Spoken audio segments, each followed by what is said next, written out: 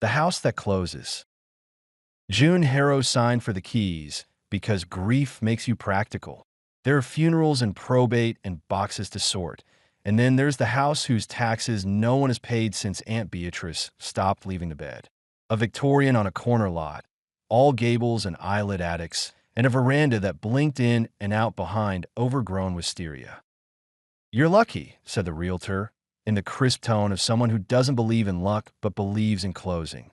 Original woodwork, original banister, original windows. June nodded. She was an archivist by trade. She believed in original things because they carried time like scent. The first night, she slept on an air mattress in the parlor, wrapped in the smell of old varnish and coal. The radiators knocked the way old radiators do. Pipes exhaling, iron contracting, a house sighing in its bones.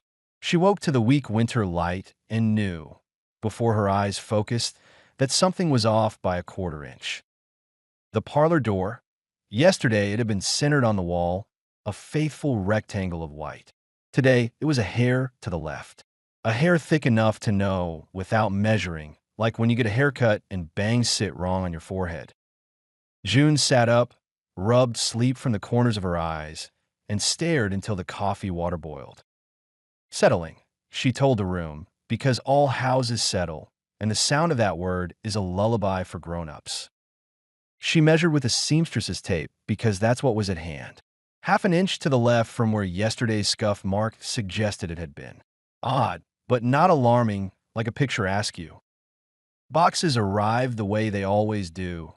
Too many, too heavy, and she spent a day carrying her life across thresholds, arranging books on the built-in shelves, organizing spices by spelling. The second morning, the parlor door had moved another whisper to the left, enough that the shadow at noon fell differently across the rug. The kitchen door was taller by a sliver.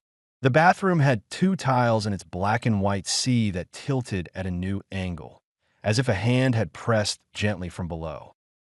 June held the tape to the wood, marked the measurements in pencil on a scrap of envelope, and attributed it to winter. Which swells, which shrinks. The radiators knock. The house breathes.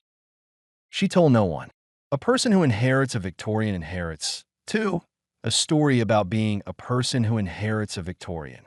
People want the staircase to be a character, the wallpaper to conceal orphan diaries, the attics to smell like lost recipes. People want hauntings. June had cataloged enough expectation to recognize its handwriting on her own fear. She hung a chalkboard in the parlor and wrote, with neat archivist letters. Parlor door, plus 0.5 inch left. Kitchen door, plus 0.25 height. Bathroom tiles, tilt in E corner. It felt like control. Houses, June had learned, obey the order you impose. If you call a room the study, it becomes a place for pencils. If you name it the spare room, it starts collecting off-season quilts and the guilt of ungracious guests. June resisted names. She put a notebook by each doorway and wrote date at the top of every page. She drew boxes, corners, walls, sketched how far the door casing sat from the wainscot, noted counts of balusters, distances to the third creak on the second step. On the third night, she woke at 2:13 a.m., not because of the noise, but because her dream had become too rackety with cupboards. She lay still and listened, the way you listen to a sleeping animal in a room with you, making sure its breath is regular. The house was quiet, not the quiet of absence, the quiet of someone holding their breath so as not to disturb a bird on their shoulder. June sat up. The parlor door was a blacker rectangle in the dark. She waited, breathing slow, as if her lungs might tip some balance. Beside her, the radiator ticked. Beneath that tiny percussion, deeper, stranger, something pulsed. Not a sound her ears could separate. More like a weight the bed shared with the floorboards. She could have convinced herself she was feeling her own heartbeat traveling through the hardwood if she had wanted an easy explanation. She did not. She turned her face toward the ceiling. The crack in the plaster above the chandelier was exactly where it had been. No relief there. At dawn, with the measured light that makes promises it keeps, The parlor door had migrated 3 full inches to the left, crowding the corner. The kitchen's threshold had gained a faint lip, as if the floor had crept up to meet it. The bathroom, 2 new hairline fissures like the veins on a wrist. She made coffee. She wrote on the chalkboard. 2:13 a.m. wake without cause. Under noise. Pulse. Parlor. Plus 3-inch left. Threshold lip. Plus 0.125. On her way down to the basement to check the boiler, June took the tape with her and the chalk wrapped in tissue. She did not like the basement. Archivists dislike basements the way sailors dislike sudden fog. The concrete was spalled in places, the limestone walls sweating those harmless beads that make everything look as if it is always 1 hour after rain. The boiler was a round-bellied thing with a pressure gauge like a clock and pipes that rose from it like veins. She put her palm against its painted skin and felt heat and the same distant throb she had felt upstairs, tamped down, more readable. Don't anthropomorphize, she told herself, which is something only a person who wants to does. She chalked a line on the wall at shoulder height and wrote Tuesday beside it. She would see if Tuesday became smaller by Wednesday. June invited her friend Cam over the first Saturday because Cam had a gift for telling you if you were fine or insane, and that straddled the question June could not stop carrying up the stairs. Cam brought cider and sudden brightness. Victorians always feel like taxidermy, Cam said, stepping into the parlor and catching her breath the way you do when someone's perfume is the one your grandmother wore. Everything stuffed into its windowed animal to keep pretending. They cooked in the small kitchen and ate at the oval table that Beatrice had pushed against the window. June told the story of the moving doors, as if asking the punchline to please be silly. Cam listened, head tilted, eyes tracking each sentence like a cat watching dust float. You're tired, Cam said, finally. You hear radiators and drafts, and your mind pin tacks everything to explanations with fancier names. Which is fine. Which is what minds do. June nodded. She led Cam through the rooms, anyway. They measured. The parlor door was exactly where June had marked it that morning. No helpful leap to reassure her that perception had been the prankster all along. The chalk line in the basement had slipped down a 1/4 inch. June felt that movement in her knees. They slept like children do at a friend's house, with midnight jokes and ternary logic puzzles that seemed necessary at 1:15 a.m. Cam snored.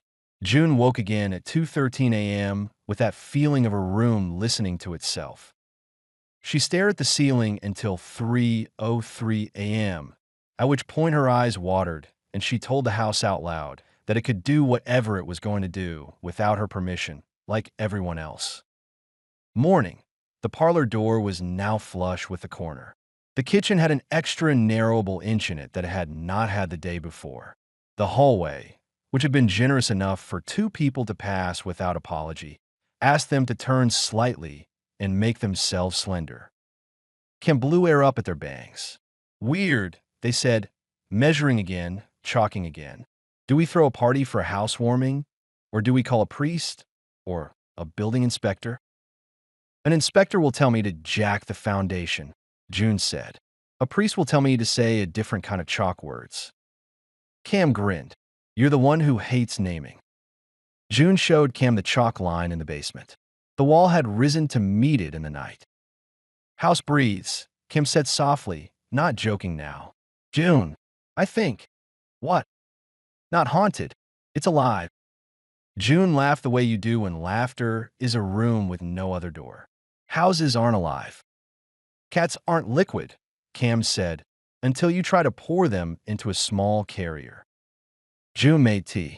Cam left at noon with the cheerfulness people use when they want to collapse in their car later and breathe fast alone. They hugged too long on the porch. Wisteria tickled the back of June's neck like nosy fingers. Archivists survive by rules. June made some. Mark it if it moves. Do not name rooms. After dark, do not linger in doorways. Cross. After midnight, do not try the doors you didn't open in daylight. Sleep with shoes by the bed. She followed them faithfully, which is to say she broke them in a measured sequence to learn what breaking did. Science is ritual with better PR. On a Wednesday, she opened the door onto the back staircase, the one Beatrice had called the maid's closet, though no maid had lived in the house for 6 owners, and found a narrow corridor where a closet had been. It ran behind the kitchen wall, unlit, armed with shelves that, in another house, would have held preserves. June put her hand into the dark to test its appetite. Her fingers encountered wood, the soft fur of dust. On Thursday, she opened the same door and found buckets and an iron that had not been there Wednesday. She closed the door and opened it again and found the original closet, with a disused broom that still remembered 10 years of hair. On Friday, she slept in the upstairs front room because the parlor had become too intimate and the upstairs front room had a window that caught the light from the street and made it easy to believe there were other lives to which one could look. At 2:13 a.m., she sat up, whispered, "I know," to the darkness and counted 60 slow breaths. The house answered with 60 slower, like the deep purr of a huge animal. At 3:04 a.m., nauseated with the sense of something finishing, she turned on a lamp and went to the bathroom. Her hand found the switch where her hand always found the switch. The hall turned when the hall always turned. She opened the bathroom door and stepped into a linen closet. She stood there stupidly, blinking at folded towels that Beatrice had not owned, and then she inhaled the smell of detergent with a brand name Beatrice would have called vulgar and her mouth filled with saliva, as if she were about to be sick. June stepped backward. The hall waited, narrower by another hair. She walked to where the rear stairs should have been and discovered a pantry. She opened the pantry and found the back stair. She climbed, feeling the house notice her weight and shifted. At the top, the landing had become a triangle, the long run of it erased, as if someone had creased the paper and sharpened the fold. Her bedroom door leaned toward the banister. She turned sideways to enter, pressing her shoulder to the frame like someone squeezing past an apology. The next morning, she took a carpenter's pencil and wrote, in block letters, on the bedroom's plaster wall, "N.O." She stood back, chest tight, and waited to see if the room flinched. It did not. It is not clear if houses can read. You cannot trap a thing you have not mapped. June bought rolls of butcher paper, taped them together into a long evangelist banner, and crouched on the floor with a black pen, drawing, measuring, tracing, erasing, redrawing. She marked the locations of vents, windows, the backs of radiators, the irregularities in baseboards, the places where wallpaper sloughed like old skin. Each morning she wrote the date. Each morning she adjusted lines. The house took what she made of it and moved the edges out of her reach. June kept a second map no one would have recognized as a floor plan. It was a body. Knees, ribs, sternum, palate, esophagus, diaphragm. The parlor was a mouth. The long hallway down the center, a throat. The back staircase, an intestine. The attic, a skull. She did not show it to anyone. She did not want the proof her friend's eyes would give. In the basement, the boiler throbbed with the soothing tyranny of a heart. She stood in the middle of the cracked concrete and listened to the pipes in the walls like arteries, trying to forget they had been trees. She chalked a second line and wrote Friday. The wall had risen another eighth. Outside, the house still looked obedient to its photographs. Gables, scalloped shingles, a widow's walk railing that had lost a spindle sometime before Prohibition and no one had noticed. The house's skin was perfect. The crime was beneath it. Neighbors waved. The woman 2 doors down, who wore 2 cardigans instead of 1 coat, hailed June from her porch with a tone like gently scolding a cat. "You've moved into Beatrice's duck?" "I have," June called back. "June." "Wickham," said the woman. "First name Dorothy if you need it. Don't sleep in the front parlor." June nearly asked why, because questions make small talk fast. "Thank you," she said instead. Dorothy Wickham nodded once, satisfied, and went back to knitting something that looked like a bandage for a bridge. There were teeth in the house. June had convinced herself of this sometime between the night the pantry opened onto the cellar steps In the morning, the cellar steps opened into a room that had not existed yesterday. The room was too small for a person to stand up in, and so perfectly rectangular it felt like a dare. Along one wall, a row of small white squares gleamed out from the gloom, neatly abraded at the edges. Tiles. Decorative. Innocent. June would have said all of those things, until she put her fingers to one and felt the slight inward give of a hinged thing. The tile wasn't tile. It was a lid. She left it closed. That night, she dreamed of mouths she had to climb through to get to the next room. She woke with her palm pressed hard against her own teeth, as if reminding them who they belonged to. At 2:13 a.m., the house's pulse rose and matched the numbers on the bedside clock like a duet. June lay awake through the whole hour, watched the digits turn, felt the weight of her floorboards adjust, the bed dip. She imagined the house's foundation making small translations through dirt, a settling that was not settling, a creep. In the morning, she placed a rubber doorstop under the bedroom door because people have been trying to wedge the world open against closing since leverage was invented. At dusk, she replaced the rubber with a wooden wedge because it felt like kin to the house and therefore morally binding. At midnight, the wedge walked itself an inch along the floor and lay down like a dog naming itself tired. The next night, she put 2 wedges. The house took them both, quietly, as if wanting to spare her embarrassment. "Okay," June said, back against the door, the hallway trying to make room for her spine. "Okay, if this is digestion, I like to not be the person inside it." "You're not," she said to herself next, because talking to yourself is the first sign that you will keep your promises. You are the crab in the trap who notices the net close and cuts it.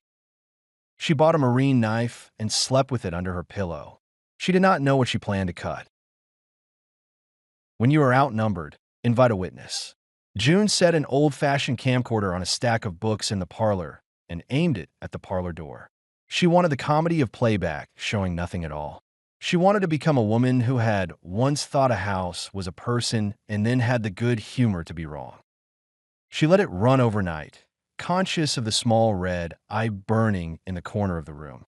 The house did what the house did. June slept like you sleep the night after fever breaks. In the morning, she made coffee and rewound the tape like a ritual for a god she hadn't decided to believe in. Play. The parlor door sat where it had sat when she pressed record. The radiator breathed. Dust hung in the shaft of the streetlight like patient snow. At 2:13 a.m., the red digits on the stove in the background of the frame changed. So did nothing else. No creaking. No migrating door. The half-inch of pencil line she had drawn on the floor the night before available to see in the frame's lower left, calm, smug. At 3:03 a.m., the tape captured an eyelash falling across the lens. The room blurred. June had not lost an eyelash in the parlor. She had not cried. She had not touched the camera. She paused the tape, put one hand over her own mouth so she wouldn't make the sound trying to leave, and thought, it only moves when you don't look at it. This is, after all, what all living things do. Goods work best uninspected. She walked the morning house and found the door 2 inches further into the corner. The tape offered no explanation. The chalk line in the basement sat lower by another eighth. An ant moved across it like a cartographer too small to be believed. June wrote on the parlor chalkboard, "Observation does not prevent change. House prefers not to be witnessed. 2:13 to 3:03 equals active." She erased the word haunted, which she had written under her breath a week ago, and replaced it with hungry. June learned the house's sense of center by accident. When she moved an armoire from the north wall of the bedroom to the south, the room narrowed faster on that south wall. When she set a plant stand in the hallway to cheer the passage into the day, the hallway gentled around it, then closed more quickly, as if incorporating the new limb. This is what living things do in the mirror, she thought. They learn their own shape and then resist it being changed. On a Tuesday, she dragged the bed to the center of the room and woke Wednesday to find the walls evenly closer on all sides by a mean quarter inch. The ceiling was a hand placed flatter over her face. She moved the bed back to the far wall, and the far wall advanced like a lover who has decided to be certain.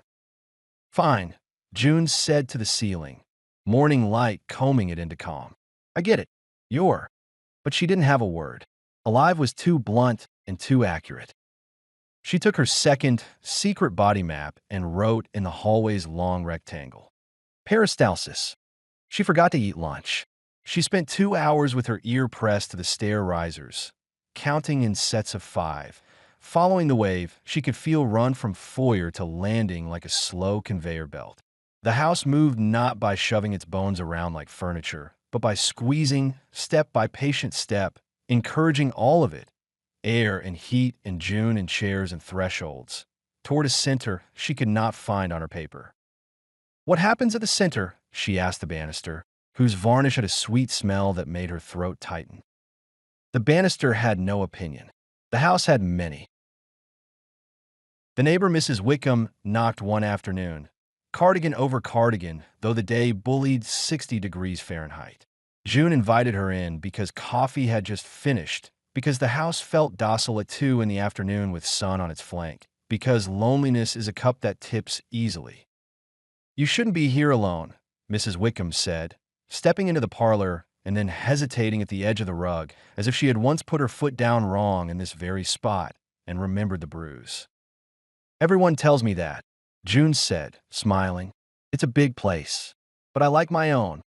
Breathing, Mrs. Wickham said, and closed her mouth like a door. They sat. They practiced the ritual of neighbors. They admired the banister, the way the newel post had a carved acanthus that looked like a fist curling in a dream. Mrs. Wickham admired June's maps without asking what they were. She accepted sugar for her coffee and then did not drink it. Don't sleep in the front parlor, she said again, without looking at June. I moved upstairs, June said. Better, Mrs. Wickham said. The front parlor is a mouth. It doesn't like to be empty. June thought of teeth tiled in the small room off the cellar. She did not ask the question about dead owners that all stories about Victorians require. She did not want a ledger of names. Mrs. Wickham, June said, surprising herself. Did anyone ever tell you that this house rearranges itself? All houses do, Mrs. Wickham said. This one doesn't pretend not to. She stood, cardigan rustling. My husband used to keep a wedge in the front parlor door so it wouldn't shrink the room at night. It took the wedge into itself after 2 weeks. Men always think wedges make promises they can keep. June followed her to the porch, hungry for the porch's honest light. Wisteria teased her hair again. She cut it away with 2 fingers and thought of tentacles, then scolded herself and thought of vines. You're kind, she said to Dorothy Wickham's retreating back. I'm nosy, the woman said. It's different. Night fell like a hand again. At 2:13 a.m., the house inflected. June sat upright on the edge of the bed, shoes by her feet, and pressed her palms flat on the bedstead as if reminding herself which direction the floor was. Not haunted, she told her useless night brain, which had a taste for Victorian Gothic and liked to write scripts for fun. Hungry, she answered herself. The center, she said next, because thinking in shorter sentences made the house's pressure feel less smart. She picked up the flashlight, which she kept now not because she thought electricity would fail, but because light that runs on chemistry comforted some child part of her that had to be allowed choices. She went into the hall. She watched it achieve its narrowness and then decide to be narrower. The tape on the floor had become an idiotic gesture. The chalk became dust under her heel. Downstairs, the parlor had leaned closer to its own furniture. The couch had glided a measurable inch toward the fireplace, though the legs left no scuffs. The door to the understairs closet had become a seam without a handle. June set the light on the mantel and anchored it with a book. The beam aimed at the parlor door, which had backed itself into the corner as far as geometry allowed. The radiators sked. The house steadied its breath. June put her hands flat against the parlor's longest wall. It was warmer than the others. She pressed until her arms trembled and let the wall answer with its own heat. She rested her forehead against it the way you do when you're a child and you hide, counting. The wall's faint throb traveled into her skull. "I get it," she whispered. "You're closing. You close at night. The way a throat closes around food to help it travel. The way lungs close around air to make it useful." The house did not apologize. The house needed no moral. It completed its small translation for the night and held. June went upstairs. She turned off the flashlight and found, by habit, the switch. She slept with her shoes on. Sleep is a leash you hold loosened because you trust the other end. June tugged, and it gave, and then, at last, it tugged back and took her under all the same. Waking came like a voice lifted from the bottom of a well. Her name, in her own throat, June, June. She opened her eyes to the slice of morning that had fit between shade and sash the day before. It had narrowed to the width of a bookmark. She rolled out of bed onto aching ankles and pressed fingers into the corners where walls met floor. 10 inches between baseboards yesterday, 9.5 this morning. She pivoted to the closet. Yesterday, it had been a triangle with a clip point. Today, a triangle with the point sheared off twice. She took the butcher paper and pen and made the correction and knew exactly what she was doing, participating. The house closed. She recorded. The house closed. She recorded. The pen scratch sounded like complicity. Enough. June put the cap on the pen and pushed the maps into a drawer as if they were sedatives. She walked downstairs and opened the front door, calling sunshine into the parlor like a priest balancing an old god with a new one. The neighborhood breathed. The mailman folded catalogs, leaned them like the old man he had already become against front steps. A boy on a scooter put one foot up to kick and forgot to kick in favor of being fast without moving. Dorothy Wickham watered a shrub that had been dead since the first Bush administration because she liked the way water looks when you pour it. The porch boards under June's feet felt normal. The house behind her drew itself in, millimeter by millimeter, patient. She went inside and locked the door. She went to the basement. She took the marine knife because she was done being polite.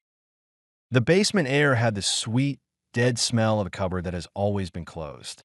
June walked past the boiler, past the chalk line, past the row of knot tiles whose hinges she had not tested. She found the small door under the main stair, the original servant's access, and opened it. A narrow passage waited, rib spaces, slats, plaster dust, the backsides of her life. She slid in sideways like a letter into an envelope. Her shoulder brushed the inside of the stair treads. Her flashlight ran ahead in the dust like a servant. The passage turned. She turned. It constricted. She stopped. She listened to the house's low thrum through studs and laugh and remembered everything she knew about peristalsis. You can interrupt a squeeze. You can confuse a rhythm if you push against it at the right time. June flattened her hand against the stud and pressed when she felt the wave come. It was like trying to argue with a cough. The house squeezed. She pressed. Something gave, some small guttural cough she could not name. The wave stuttered. The house paused, curious, and then found itself again and swallowed the pause in the room and the hand and June's gasp without ceremony. She moved forward into the narrow. The passage bent around the downstairs hall, like intestines hitching over themselves. She came to a place where pipes were bundled like nerves. She lay on her stomach and slid her arm past them and touched a large round tank sealed with bolts and habit. It was the expansion tank for the boiler, the heart she had written on her map as if naming could be offense and diagnosis both. She put the knife in her mouth to hold it. She managed to wrench one bolt at a time, whispering sorry to the tank as if it could be hurt. When she reached the pressure relief valve, she used the knife to slice the rubber of an old coupling she had no business cutting. The house inhaled. The house said what a house says when a seal breaks. A hiss that became a shudder, that became a moan, that became a slither in the walls. Steam belched, hot and wet, into the rib space. June jerked back, so fast her forehead cracked the underside of a tread. Her ears filled with sound. The tank exhaled, and the pipes sang a note she had never asked them to sing. Upstairs, something fell, a chair tipped, a shelf unloaded. The house tried to adjust to its own bad breath. June scrambled backward, elbowing plaster out of the way, the knife in her pocket now hot enough to remind her hands she was made of cooler meat than boilers. She came out of the wall in the basement filthy, burned in a place that would be a bruise tomorrow, and stood with her back to limestone, palms up, surrender offered to nothing human. The house trembled for a long time, and then, like a great animal slowing, found a new beat. She went up the stairs, each riser now honest about being aboard. In the parlor, the couch was on its back like an animal playing dead. The books had marched off their shelves in a neat, angry line and lay open on their faces like supplicants. The parlor door had moved a full foot to the left. There was nowhere else for it to go. The corner had accepted it as the way corners accept things, tight-lipped. June righted the couch. She took one book and stood where she could face both door and window. She opened the page and read aloud a list of grocery items, because sometimes information needs to be non-nutritive. Milk, bread, salt, onions, wool, matches, she said, and the house listened and learned nothing and therefore did not close. She ate crackers until she could think of another plan. You do not escape a mouth by pleading. You exit through teeth, or you exit the way a humiliating memory exits, by being replaced with something you can survive better. June put on her coat. She tied her shoes tight. She slung a backpack over her shoulder and put in it exactly 3 things: a bottle of water, the deed to the house, and a marine knife, because she was afraid of being brave without it. She stood on the threshold of the parlor and looked at the front door. It was where a front door ought to be. She walked toward it like you walk toward a photograph of a door, trusting the paper to be as strong as the wood it records. She turned the knob. The latch withdrew. The door opened inward over a floor that did not change itself to discourage her. Outside, the day was a gray soup. The street had cars. The porch had wisteria. Dorothy Wickham's shrubs wore little towels of snow at the corners of their leaves. June put one foot on the porch and waited for the house to object. It did not. She stepped onto the porch, closed the door behind her because her grandmother's ghost would have scolded her otherwise, and walked down the steps. Each step was where a step should be. The wisteria moved in a wind that did not exist the day before because time had advanced, and so had weather. She got in her car and put her hands on the wheel and put her forehead on her hands and shook. Dorothy Wickham appeared at her passenger window with a speed that argued she had been waiting, knitting needles still in her cardigan pocket like stakes. "Good," Dorothy said when June rolled the window down. "You've learned the trick." "What trick?" June asked, surprised at the salt in her voice. "Anger is the heat you make when a bigger heat wants to eat you."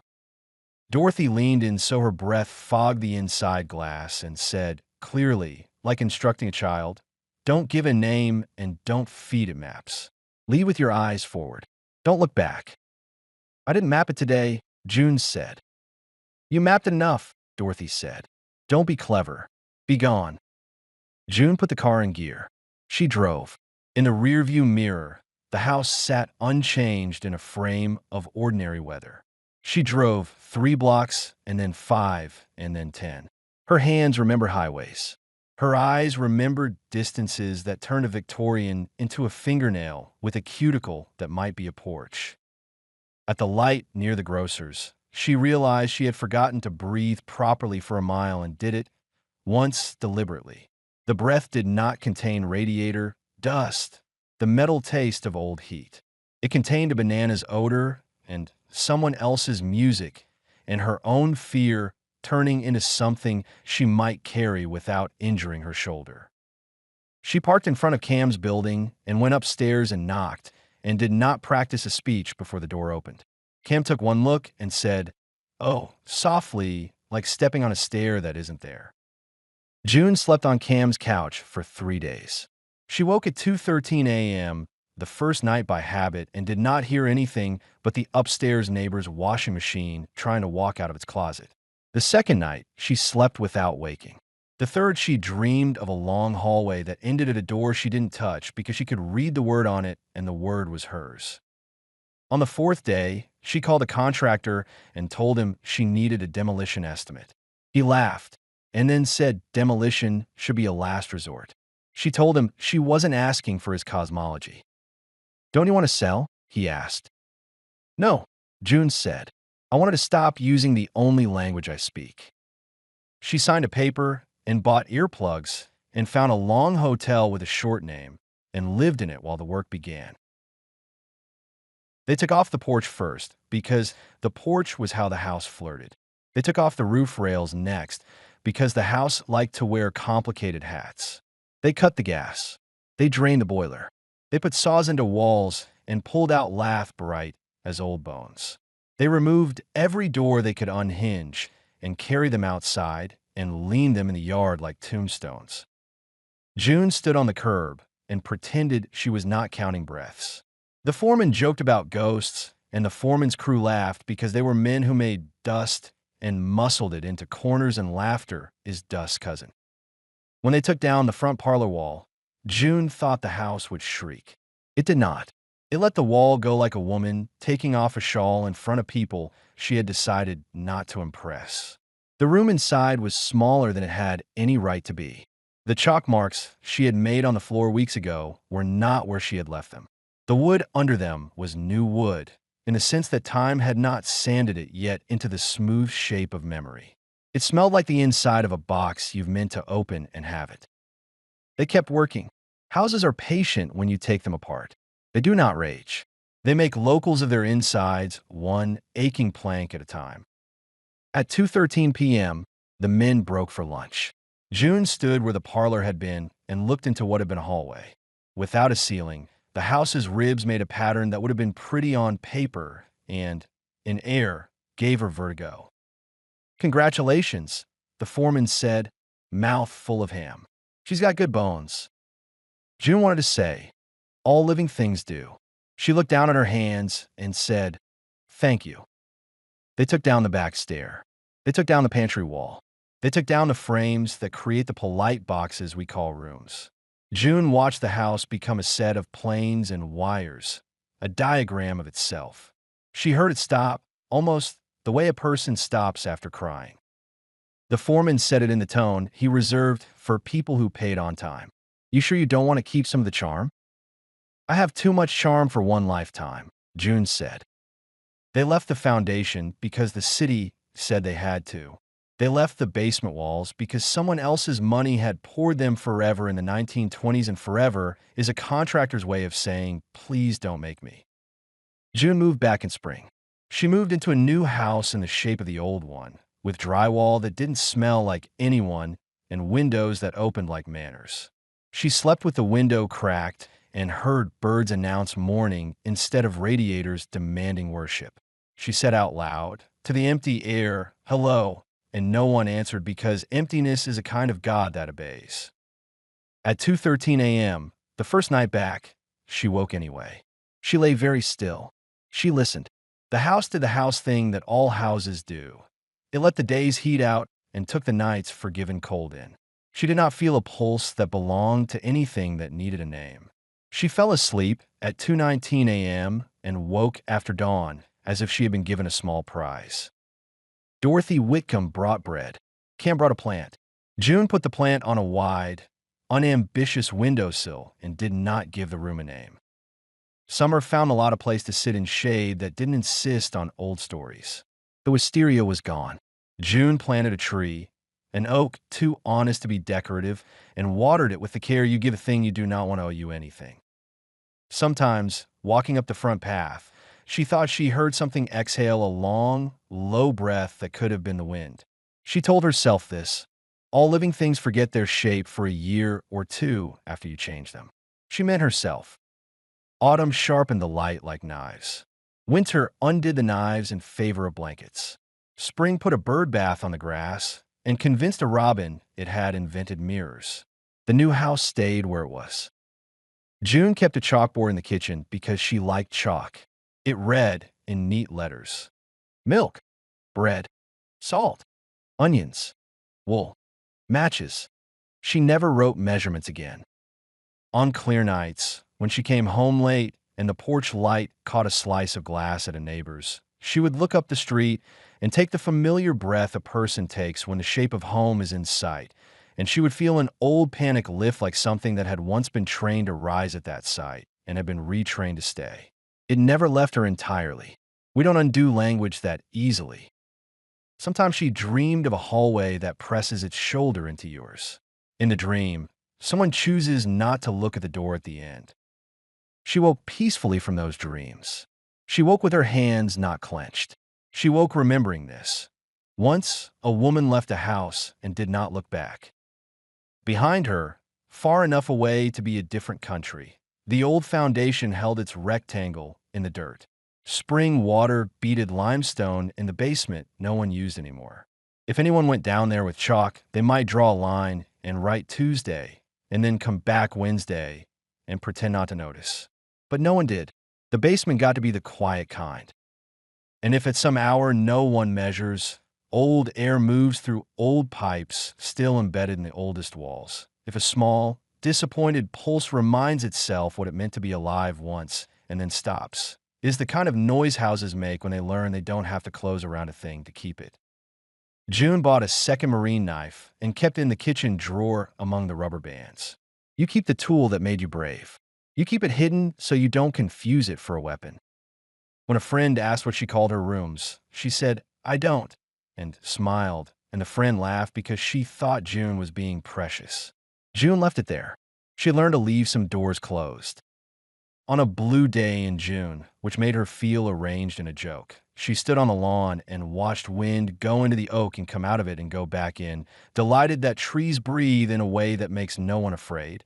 And she thought, not to the house because it didn't require thought, but to herself, alive is not the same as mine. That night, she slept from dusk to daylight. The clock turned 2:13 a.m., and no one grew narrower, and no pulse needed counting. She woke to a room that had stayed its size. But sometimes, because we are faithful to our fears as to our loves, she would pause in the hall and place her hand flat against a section of new drywall and wait, just to make sure that what she felt pressing back was only this. Pressure equal and opposite, the polite physics of a world that holds. They sold the house in heaps. Bundles of magazines tied with twine. A laundry basket of mismatched kitchenware. A box of cassette tapes with masking tape labels in a tight, librarian hand, choir, 88, Thanksgiving, voicemail. Mara Lyons wasn't there for treasure. She wanted quiet objects, things that behaved. She was a forensic audio tech by trade. Microphones and noise gates made more sense to her than people did.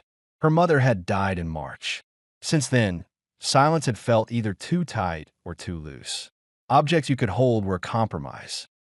"5 for the lot," said the woman with the cash box, hair in a scarf, eyes harried from haggling. Mara tilted the top cassette and read, Vox 120, answering machine tapes. Someone had written "keep on the lid" in red Sharpie, then drawn a little skull beside it, the sort of joke people make to keep themselves from believing in beliefs. 3, Mara said by reflex. 4, the woman said by reflex.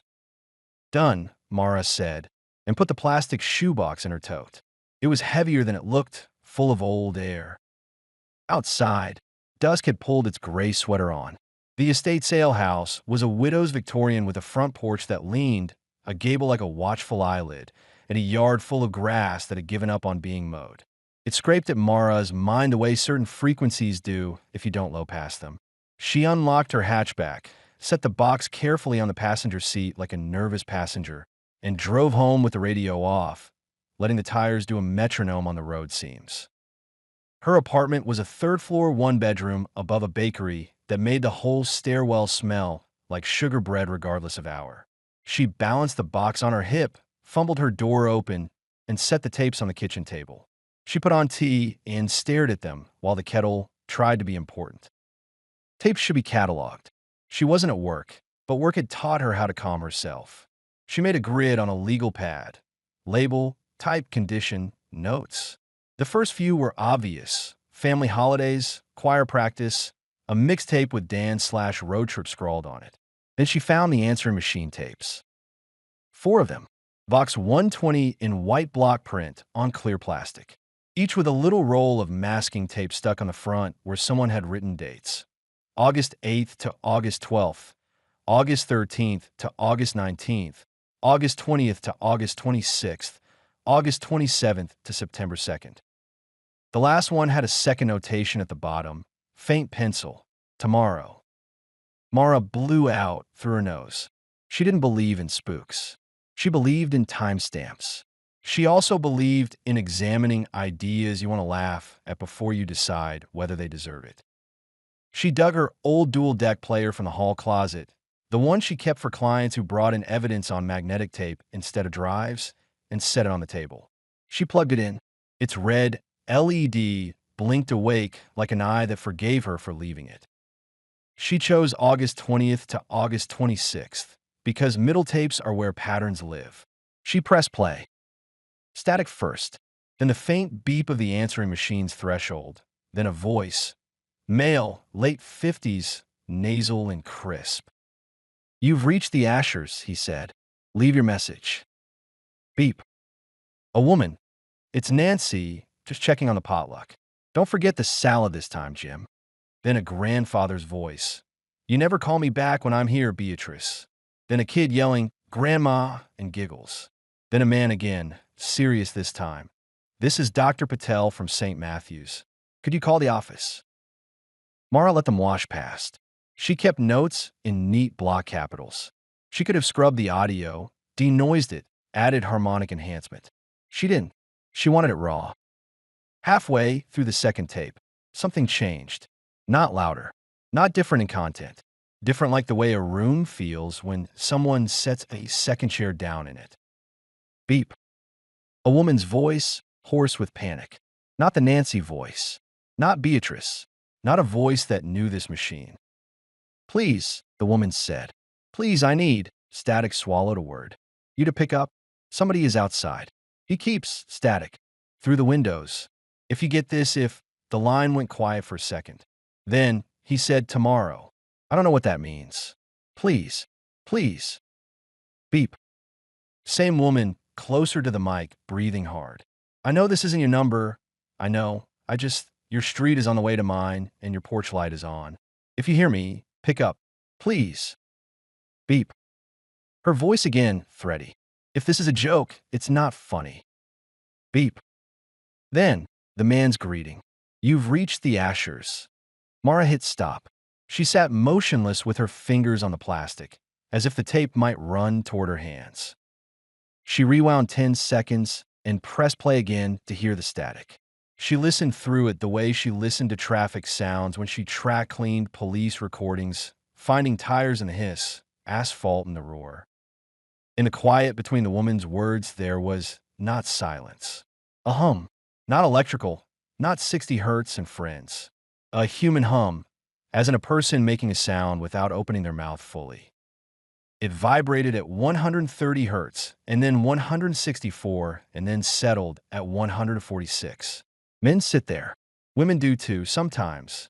Fear does whatever it wants with pitch. Mara wrote, "Unknown female caller, UFC." She wrote, "Background hum? Male?" She circled tomorrow, and then, to punish the part of her brain that wanted it to be spooky, wrote stalking, domestic, teen prank, and bored neighbor.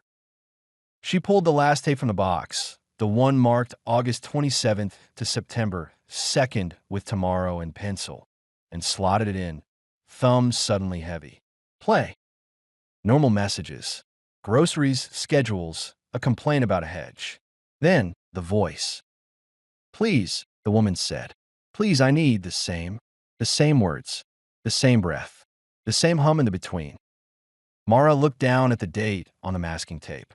August 27th to September 2nd. She picked up her phone, checked the lock screen. August 26th. She listened to the end. The last message on the tape had a timestamp beep embedded, the kind cheap answering machines give you if you set them. A female electronic monotone.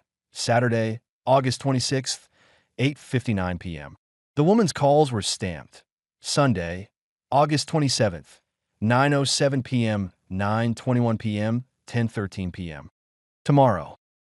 Mara turned the tape over in her hands and laughed, because that is what you do when your scalp crawls, and you think if you don't laugh, the animal in your chest will open its eyes.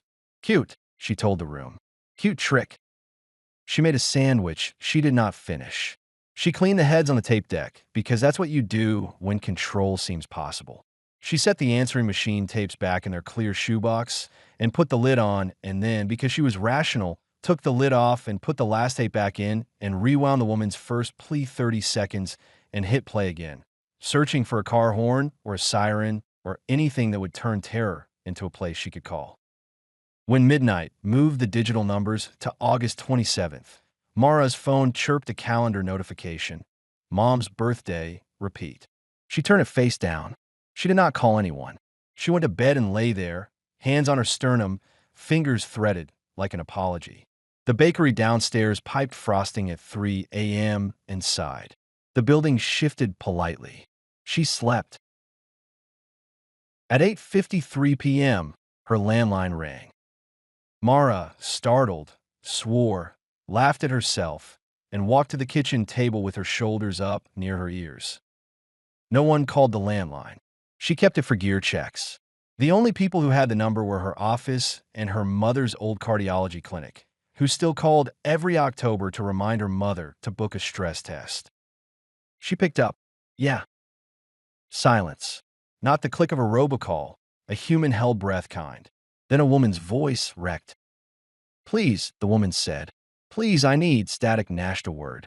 You to pick up. Mara's knees went watery. She sat because standing had become a flamboyant act she could not justify. Who is this? She said, voice professional without meaning to. You're safe. You're on the phone. Who is this? I shouldn't have, the woman said, words scattered like a box knocked off a shelf. Your porch light was on. Are you home? Are you there? I don't think he's the hum in the between. 146 hertz. Too even for car noise. Too present for a refrigerator. I'm here, Mara said, lying, because she did not know what here meant yet. Where are you? If you can tell me where you are, I can. I'm in my kitchen, the woman said. Dishes clinked, the sound of someone's hand asking a countertop if it's real. I thought, a sob. Mara's throat answered reflexively, a tiny noise a body makes when someone else's grief enters earshot. He's outside. He said tomorrow. He said he'd come back tomorrow if I didn't let him in today. I didn't. What's your name? Mara asked. I'm Mara. What's your name? No answer. Breath. The human hum behind it, soft as someone pressed to drywall on the other side of a room. It's okay if you don't tell me, Mara said. I can help without it, but if I have your address, I can. This isn't your number, the woman said, suddenly suspicious, as if waking while speaking. I dialed. She rattled off an unfamiliar number, then added, the Ashers? The people with the dog that barks like a toy. Mara stared at the tape box on her table at August 27th to September 2nd. At tomorrow, she realized, with the clarity that comes when a nightmare hands you its business card, the woman's messages had been left on the Asher's machine. The estate sale house. This is a wrong number, Mara said. But you reached me, so I'm listening. Can you give me your street? The woman said. Your porch light is on. I don't have a porch light, Mara said. I'm an apartment. Listen to me. If someone is outside, call 911. Call a neighbor. Do you have? I already did, the woman said. They said to stay inside and not answer the door. They said a car is on the way. I don't. There's a shadow under the door. He's put his hand there. He's knocking like he knows me. A laugh then, a raw little thing. It's not funny. What's your name? Mara asked again, gentle. Nora, the woman said. I think I'm going to. The sound went sideways, as if the microphone had tipped in a hand and recorded the ceiling for a second, and then the table, and then the world. Somewhere, the hum came closer. Nora, Mara said, and tried to reach through plastic and air with her voice. I'm staying with you. Do you have a back door? Yes, Nora said, but it's farther than the front. He's at the front. The back is the yard, and the yard is another breath, this one pulled through a wet throat. Okay, okay. A rap on wood. The thin, polite sound of a gentleman knuckle. Then Nora, a man coaxing. Nora, please. It's cold out here. The hum wasn't a hum anymore. It was a man trying not to hum, trying to be quiet for a joke. Don't, Mara said, her own voice sharp as a mother. Don't open the door. Do you hear me? I'm not, Nora said. Then, smaller, he said tomorrow. Then tomorrow is what he does, Mara said. Today is not his.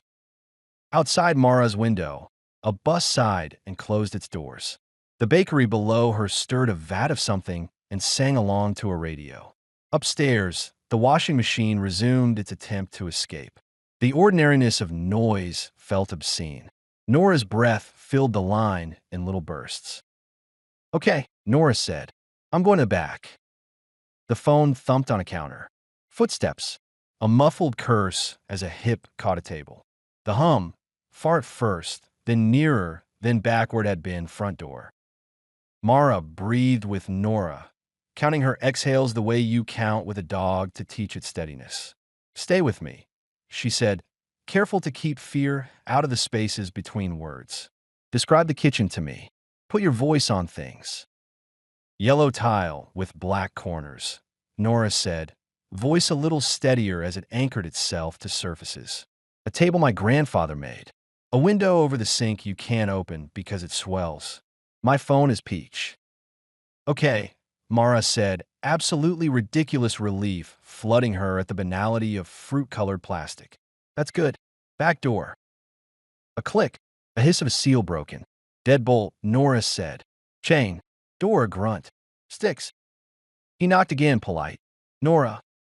Mara closed her eyes and pictured the street outside the estate house. 2 jack pines, a sagging fence, a mailbox shaped like a barn. She had never met the Ashers. She could place them on a map of voices. The chain slid. The door opened a hand's width. Cold air moved over a microphone. A night sound snuck in, the small, far breath of tires on wet. I'm in the yard, Nora said. He didn't come around. Lock it behind you, Mara said. Go to a neighbor. Don't be a hero alone. Nora made a sound that could have been assent or fear. The door clicked. The chain whispered. Footsteps in grass. A fence board complaining. A dog in some yard lifted its voice not to bark but to say, I know. Nora, said the man at the front door, almost chiding. Now. The line was a throat. Mara said the only prayer she knew. Please don't be clever. Be gone. A siren wove itself into the air, far then near. Tires. A car door thumped. Voices, human and official. Nora's teeth chattered into the mic as she tried to answer questions. The hum retreated like embarrassment. A radio barked. The call fell apart into relieved noise. Then the machine that was Mara's landline did what machines do. It caught the absence and clicked toward a dial tone. Mara sat with the phone to her ear and listened to the deadline, as if maybe Nora's breath lived there if you knew where to put your ear. Her other phone, the cell, buzzed. Unknown number. She let it go to voicemail. When the little icon bloomed, she pressed play with reluctance you save for inevitabilities.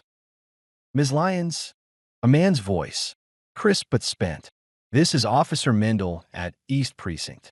Your number came up on a call for service at a residence that is not registered to you. We'd appreciate a call back. She exhaled, then inhaled in the ritual known to professionals as getting up. East Precinct smelled like paper warmed by machines. Mara sat in a plastic chair and held her hands at her lap like you do when you want them still. Officer Mendel had the face cops get when they're trying to be mordant and their day won't let them. He tapped a pen on a form because forms are how you put a fence around chaos. Your number, he said, shows on the phone as last dialed by Ms. Nora. He referred to the form. Caro, lives 2 blocks from the Asher's old place. You familiar with Ms. Caro? No, Mara said. I bought some tapes at the Asher estate sale. Answering machine tapes.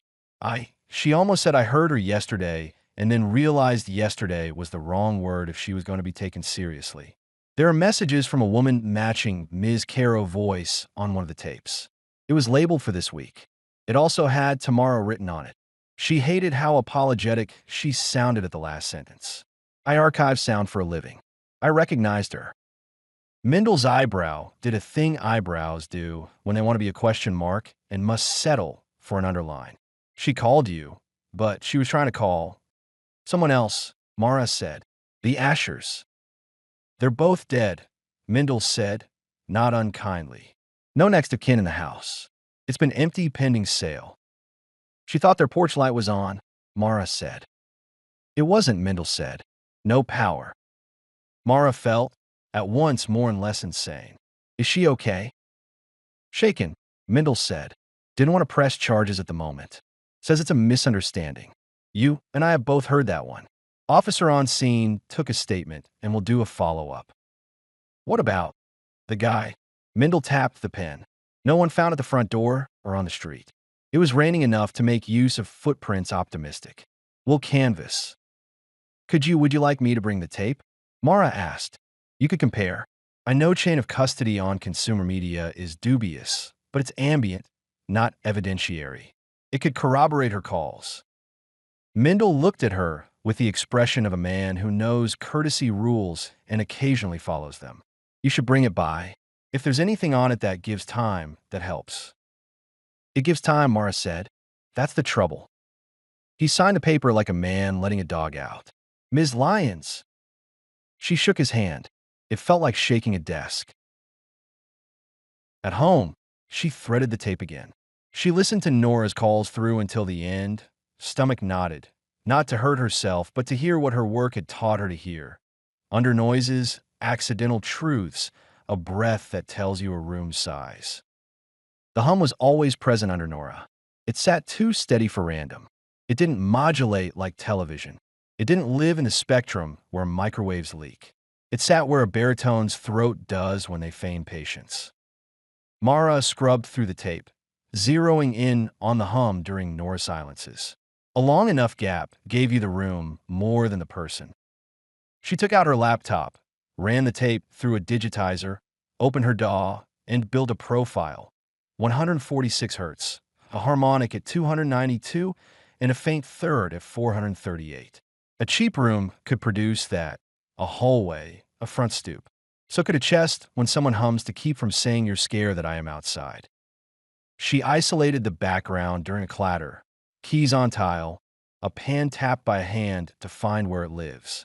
There, a faint locational cue, an ambient spike around 700 Hz, reflective, tile, or glass. She switched to spectrogram view, came down the slope like a skier, and found a shape in the noise that meant. Mara smiled despite herself. Refrigerator door alarm. The kind that beeps when you leave it open. For even beeps at 2.1 kilohertz, then a small chirp. That brand. She'd know it anywhere from a wrongful death case in 19 where the machine had been the witness that refused to break. She wrote on her legal pad, Model LBX 18S. She didn't know why it comforted her. It did. Object certainty.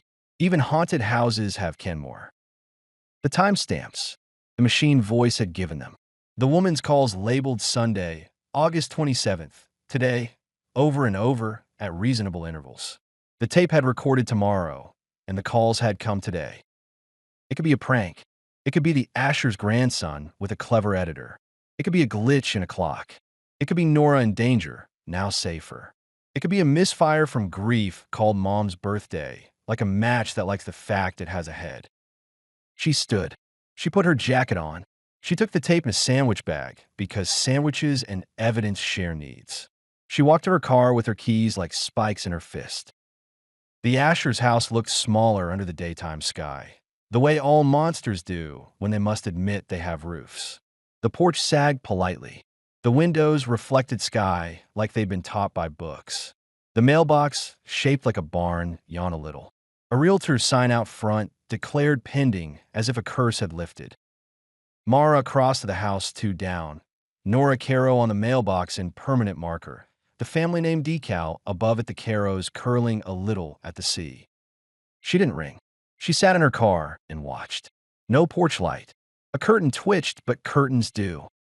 Her cell buzzed. Cam, you alive? I can see your couch goes from here, booze. The normal bleed of friend energy. Mara typed. Later. House stuff. We'll explain. Then, because every urge in her body told her to go wait at home and be a dataset instead of a person, she got out of the car and went to Nora's. She knocked once, neither cop knock nor polite. The door opened 2 inches. An eye bloodshot gray-green. I'm the wrong number, Mara said. I can go away. I wanted to say you weren't alone when you weren't alone. The eye considered her. The chain stayed. You sound older, Nora said. On the phone you sounded, I don't know, like a radio. I do that, Mara said. In trouble, I turn into NPR. The chain slid. The door opened. Nora had the collapsed look people get when adrenaline leaks out. Knees thinking about failing, lips confused about thirst. Her hair was half up and half down, as if she tried to be a person who does things with hair tonight, and then had been reminded hair is decoration for mammals. Thank you, she said. I know that's a weird thing to say to a stranger, but thank you. Mara lifted the sandwich bag with the tape. Do you want to hear something that will make you think time is a rectangle someone folded? Nora stared at the cassette. Is that an answering machine tape from the people 2 doors down, Mara said. It has you on it, from before you called, which is impossible and also true. A laugh moved over Nora's face like wind. Okay, she said. Okay. They sat at her kitchen table with a yellow tile with black corners and a window that didn't open because it swelled. The refrigerator chirped at the correct pitch. The peach-colored handset sat in a cradle like a woman resting after a good cry. Mara played the tape. When Nora heard her own first please, she made a sound Mara had heard once in the evidence review room, when a mother recognizes the shape of her son's breath on a recording. Not grief. Proof. He said tomorrow, Nora said flat. I thought he was just being weird. He was being weird, Mara said, and precise. Nora rubbed her temples and squinted at the machine as if it were showing her a form she had to sign. So what is that? She asked. A radio station I got stuck on? A prank? The future?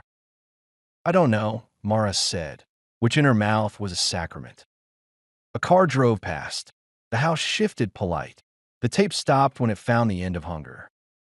Nora poured them both water with the sort of concentration that keeps glasses alive. I called the police, she said. They came. The man was gone. They left. It was all very Minnesota. She blinked hard. I grew up in Ohio. Same thing there, just different vowels. What did he look like? Mara asked, aware that sometimes you should not ask and that this was a time you should. I don't know, Nora said, mortally ashamed by the admission. I didn't look through the peephole. I saw the shape under the door. The hand. She shivered. It's stupid. I thought if I didn't look at him, he couldn't see me. Mara pictured a porch stoop. She pictured a man pressing his face to the peephole and putting his finger over it. She pictured breath and hum and a word like tomorrow chosen because it chased people into sleep. My mother used to leave voicemails, Mara said, surprising herself.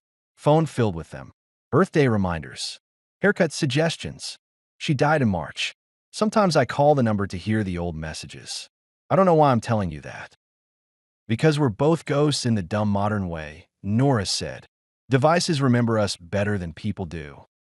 They sat until the refrigerator chirped again and both jumped like students caught gossiping.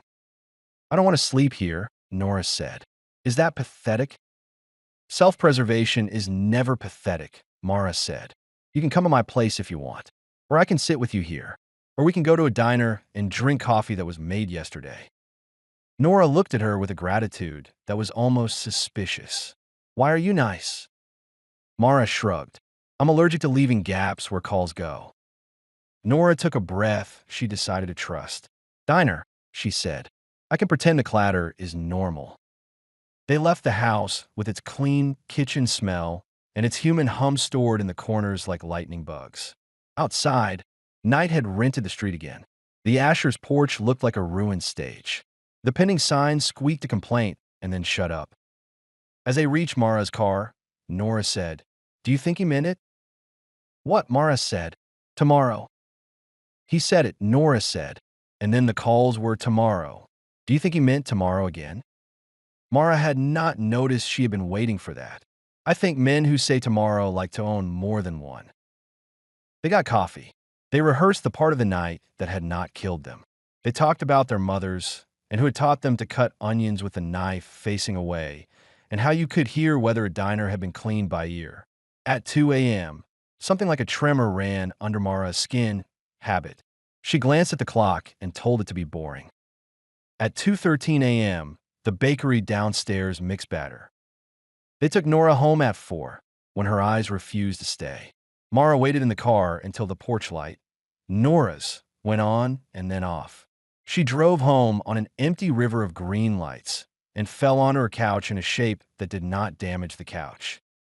Sleep came and, like a man at a door, knocked politely, saying, "Tomorrow." The tape didn't change.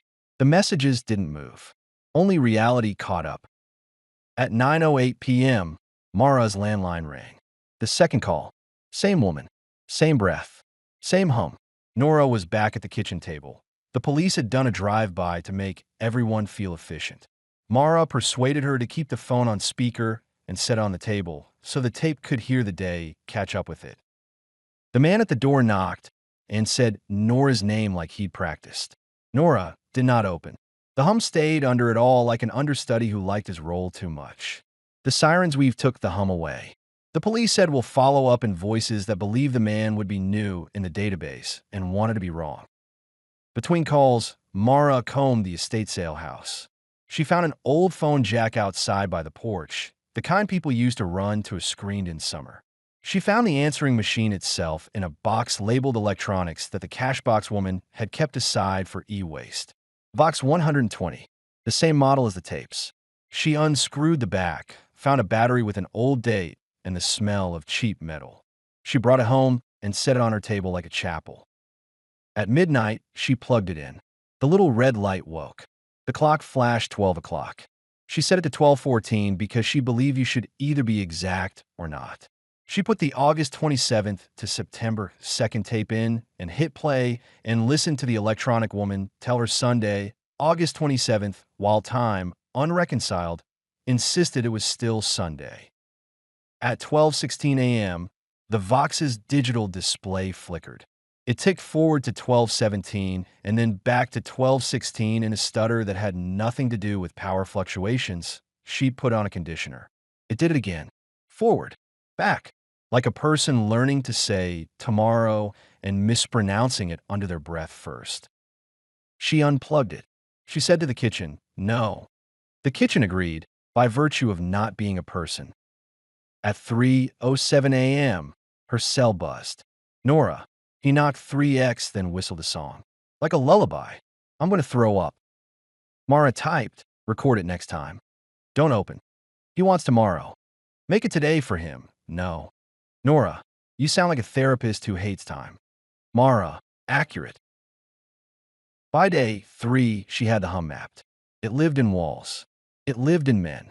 It lived in any place a threat wants to be music. She pressed her ear to the Asher's porch rail while the realtor measured the living room for a fresh coat of white. She heard something in the wood, a long, low coil that remembered voices. "You've reached the Ashers. Leave your message. Tomorrow." She walked the block. She listened at fences, at transformers, at stop signs that knew the names of boys who liked to drum their rings against metal. The city's hum is a chorus in the key of existence. Elevators, power lines, bees.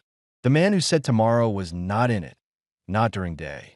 At night, he found the same key. That means a person who listens for rooms chosen by accident, or a person who used to live in the neighborhood and learned the way sound bounces off the Asher's gable. She pulled the police report for the Ashers and learned what anyone with a library card could. Beatrice Asher had died in her upstairs bed. Jim had followed 3 months later, who cares how. The house was empty. Prior callers to 911 in the last 6 months. 2, both noise complaints. One was Nora. The other, across the street, a man who believed the wind shouted words. Mara called him. "Do you remember the night you called?" He did. He named the shape of the wind, which was not a shape. He named the sound of the word, which was tomorrow, and the way is a mouthful of R's that flattens at the end like O, like a surprise that repeats. Did you see anyone? She asked. I saw a door, he said, regretful. It didn't open. I saw a porch light that wasn't on. Do you know how bright a thing can feel off when it's off? Yes, she thought. I do. The fourth day, the calls came again. Nora sounded less like a person in peril and more like a person practicing lines in a play.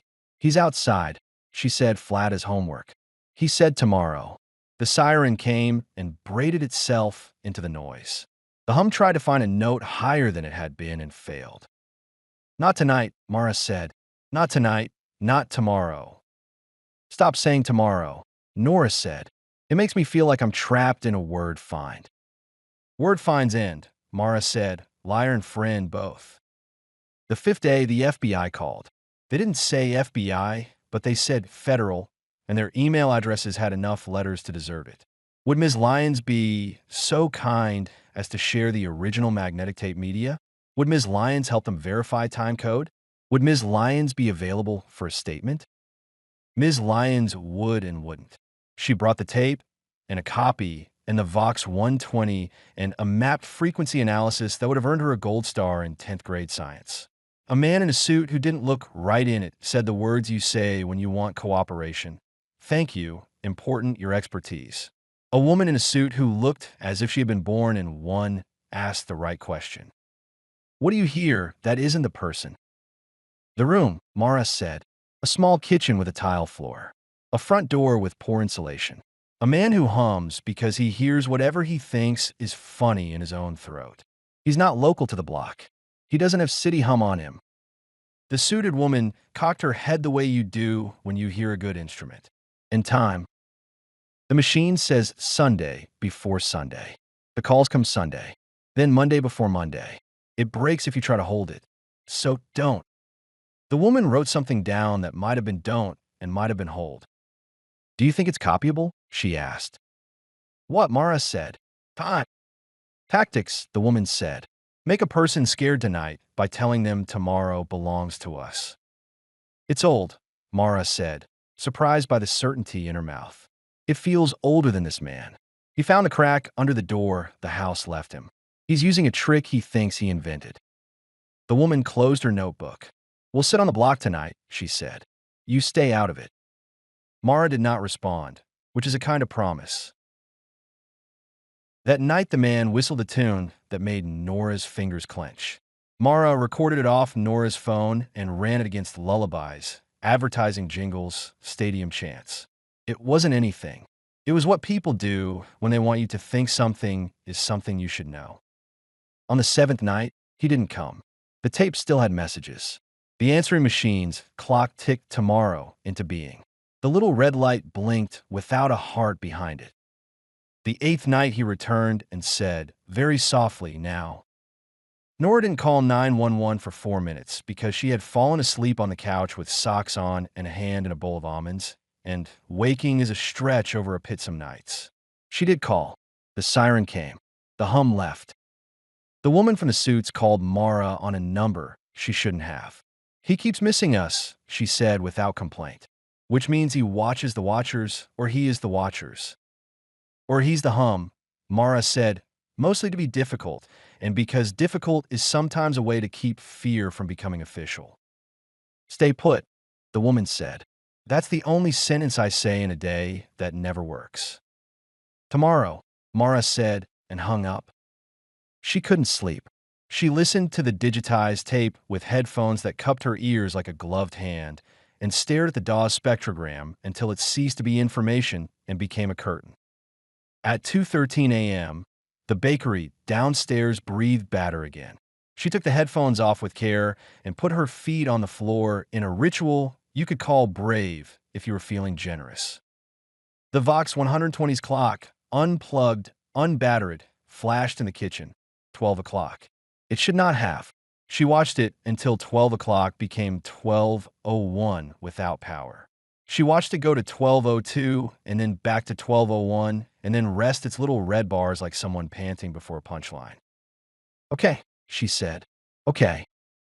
She unplugged the Vox from the wall it wasn't plugged into and put a tea towel over it and went back to bed like a person declaring victory after being mauled by a polite bear. On the 9th day, the calls stopped.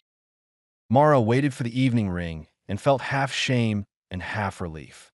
Nora texted quiet, and I think he's bored, or he fell in love with someone else, and LOL, and then that's not funny.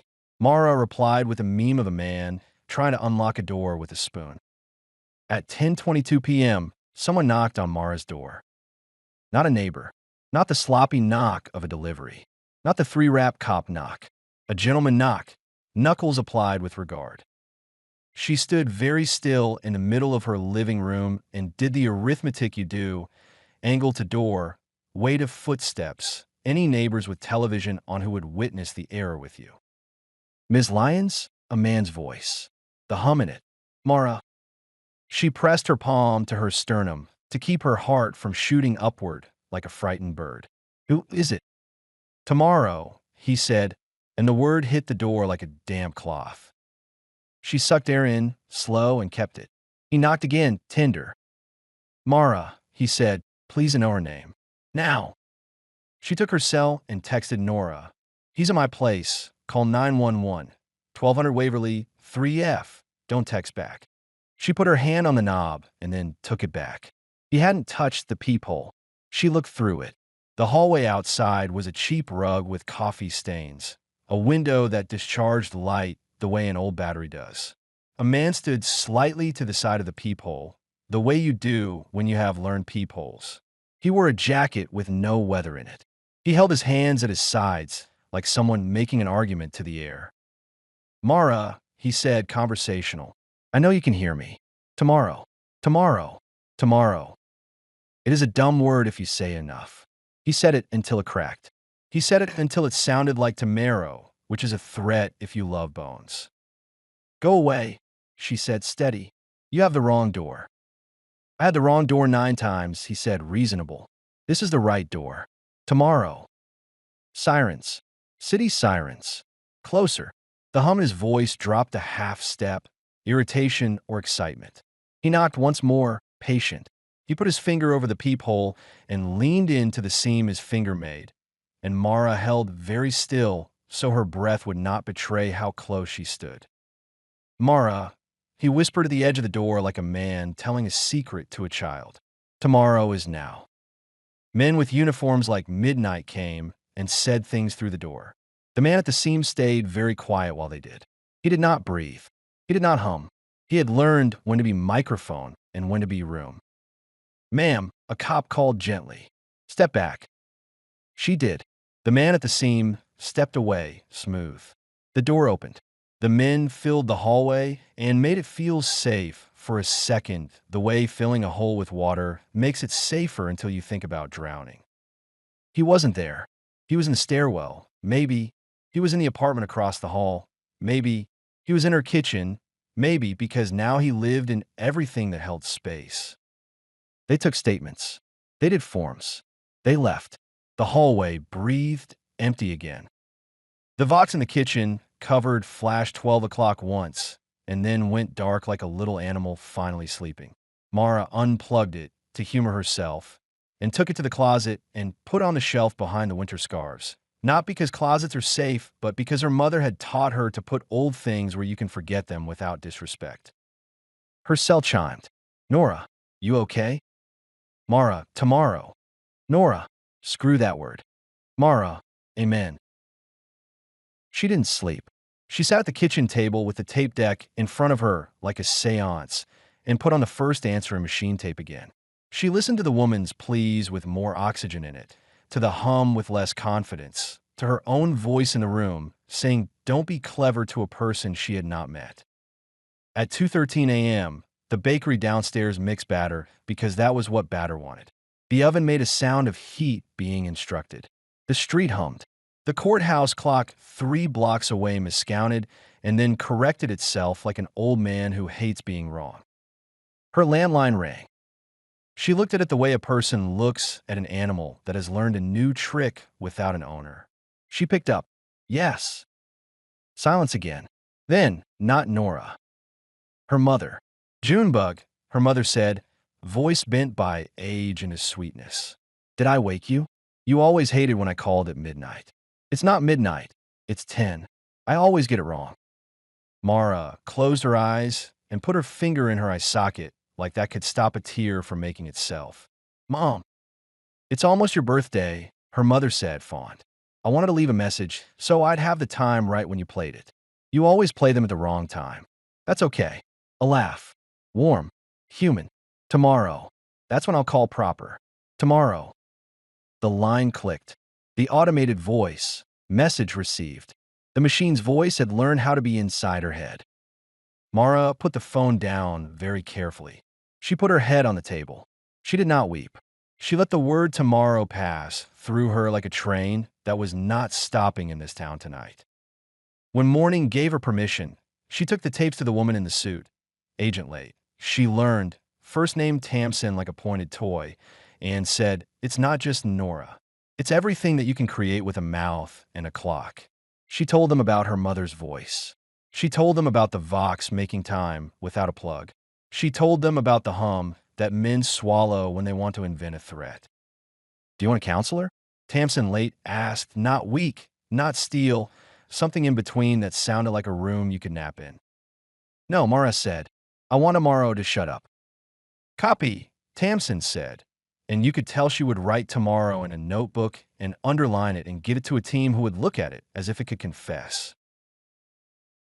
Days learned to pass again. Nora slept in her own bed with a dog she adopted from a shelter because shelters are full of hearts in need of work. The man did not come back.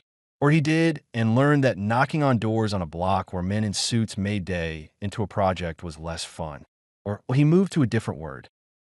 Mara put the Vox in a box and took it to the river in the way stories tell you to take rings to places. She did not throw it. She set it on the shore the way you set a saucer out for a stray cat who has learned not to come. She watched the water consider the box. She went home. She kept the tapes. She labeled them with her neat archivist letters the way you name bones. She sometimes took them down and listened to a woman ask for help and to men saying they were on their way. She listened to her mother make tomorrow into a gift that never arrived and finally didn't need to. She let the word lose the shape that hurt. She taught it another. Tomorrow became the day she called Cam and said, coffee. Tomorrow became the day she let herself go to the bakery and ask for a thing she would not have ordered before March. Tomorrow became a place she didn't hold in her throat like a secret and more a little hand you hold on a sidewalk. One night, months later, she woke at 2:13 a.m. out of reflex and laid there and heard nothing but the bakery being bread and the neighbors being asleep and her own body being a room no one had knocked on in a while. She went to the kitchen, took a tape down, held it without playing it. She set it on the table and said, stay. It stayed. She turned off the porch light she didn't have and went back to bed and slept until tomorrow became today and did not feel like a threat in the shape of a calendar. And if sometimes at the edge of sleep, a hum began under everything, 146 hertz, and then 164, and then 146 again, she breathed with it until it got bored and went somewhere else. Because the trick men think they invent is always older than them. Because time will not do your bidding no matter how charming a voice you give it. Because answering machines are devout. They keep what you tell them to keep. She told hers this. Message no. Date now. Time enough.